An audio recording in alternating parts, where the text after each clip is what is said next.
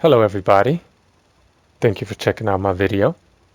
Not long ago I made two videos, which will be linked at the end of this one, where I discuss how post-World War II research misinterpreted Okinawa's culinary tradition and how Dan Buettner, the creator of Blue Zones, used that research to push the same revisionist history.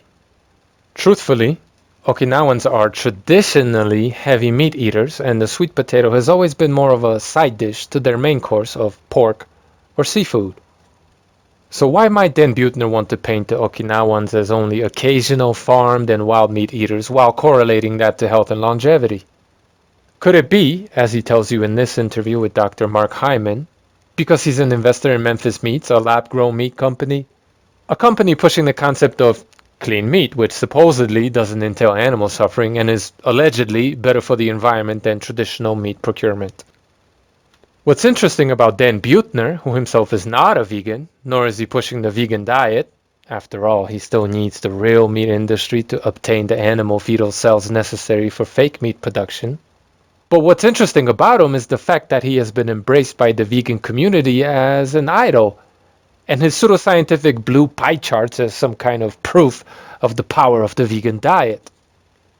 Because even if you want to remain willfully ignorant about the actual contents of the traditional Okinawa diet, and you want to take the blue zone pie charts as gospel, when we turn over to the Sardinian, according to Blue Zones, he is a prodigious dairy consumer, not some kind of a plant-based vegan. And milk being the devil responsible for all kinds of diseases, according to the vegan, I would love to read the mental gymnastics explaining how the Sardinian manages to be the healthiest and longest lived man on the planet, while consuming a quarter of his diet as dairy. But forget what the idiot vegan has to say. I don't believe the pie chart dietary breakdown for Sardinia to be even remotely accurate. So let's investigate what the Sardinian actually eats. According to Wikipedia, 60% of Sardinia's land is used to raise livestock and only 20% to grow plants, with much of those being grown for animal feed. Obviously. Right, vegans? On that 60% chunk of land, they keep 4 million sheep, many goats, and some cattle. Just as all vegans do, no? Let's say only half of those sheep are mature females. Birthing on average 2 lambs, those sheep produce another 4 million sheep annually, or 2.5 sheep per each Sardinian. That's a lot of meat. Each lactating sheep will produce 750 pounds of milk on average, or 1,000 pounds per Sardinian annually. That's a lot of milk. Then there are the goats and cattle. In 1977, the island produced 38 million pounds of just goat milk, or 25 pounds per each inhabitant. And these tens of thousands of goats produce tens of thousands of goats annually. Somebody's got to eat them. And what about the cattle? Suffice it to say, these people must consume a ton of meat, milk, and cheese, and have done so traditionally. Speaking of dairy, there are 2 traditional Sardinian cheeses that caught my attention: Casumarzu and Sugalo. Casumarzu is a cheese filled with edible maggots, and Sugalo is lamb's milk cheese fermented inside a baby goat's stomach. Yep, these people are plant-based. Nearly vegan. They're fucking savages. Did I mention they also hunt and eat wild game? Now obviously, Sardinia is renowned worldwide for their pecorino cheese, meaning they do export some of their dairy. And the mainland Italians do eat Sardinian lamb as well. So yes, not all the animal products the island produces are consumed locally. But that's because they produce a surplus, not because they're denying themselves the most nutrient-dense, most healthful, locally produced foods. And besides ruminant animal products and wild game, the Sardinian consumes fish and pork. Let's check out San Benedetto, the world's largest indoor fish market located in the south of Sardinia. Are those sardines? Sardinia, sardines, probably just a coincidence. Look at that rich, buttery pastry. It's probably stuffed with cheese. Speaking of the devil, look at the variety of wonderful cheeses. Only $1.60? I'd be all over that. Try to rein in those cravings, vegans. Flagellants. Aw, shit. There goes the meat counter. Let me brush up on my Italian. Carni. Suina, ovina, caprina. Pork, lamb, goat. Then there's steak, brains, intestines. Look at all the people waiting in line to get their salsicce and porcettone. Crab, octopus, more fish. Oh, look! A veggie stand!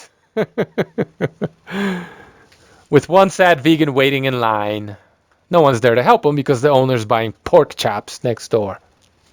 As I was scrolling through this page, traditional Sardinian cuisine was mentioned in the context of all this meat. Is anyone surprised? Check this out. Traditional cuisine of Sardinia. Seafood. Clams, mussels, eels, fish, eggs, mullet, dogfish, bluefin tuna, hard lobster, mussels, clams, anemone. Yep, vegan. But let's check out the inland food, just in case it's any different. First courses contain sausage sauce, melted cheese, pecorino cheese, meat broth, more pecorino cheese, pork rind, pork, lamb, eel, poached egg, sheep's milk, sheep's broth, fresh cheese, more pecorino. I'm out of breath. Yeah, there's lots of pasta, but almost every single first course has animal products in it. How about the heartier, bigger, more important second course? The suckling pig classic.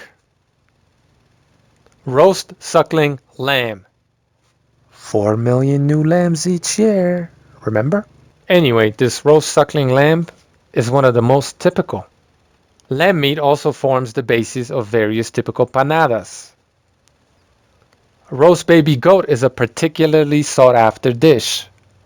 Lots of baby animals, guys. I try to tell you.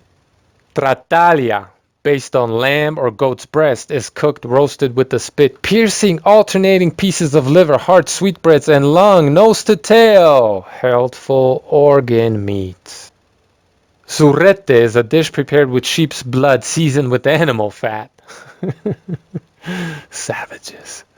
The berbeche is boiled sheep. I pilonis de tacula is a dish based on game, once again, hunting.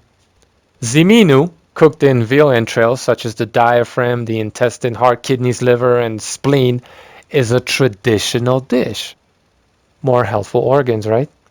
Then you got snails filled with a mixture of cheese, eggs. Every single one of these traditional main courses is heavily meat-based. Vegetarians, my ass. Then you have all kinds of sweets that contain dairy and eggs, and the Sardinian has a rich culture of bread baking as well. So let's take another look at the Blue Zone's pie chart for Sardinia.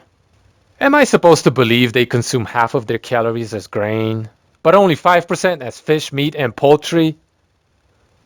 Not only are the grains not whole grains, but heavily processed, I think that half a loaf of bread has a lot of air bubbles in it and owes half a dozen slices to the meat slice. Wouldn't you agree? This pie chart doesn't seem based in reality, or as it's supposed to be, the traditional Sardinian cuisine. Could it be, perhaps, just as the Okinawa pie chart, based in post-World War II famine conditions? What do war-ravaged, impoverished populations eat? Bread and potatoes. What do rich people and prospering animal farmers eat? Thanks for watching, guys.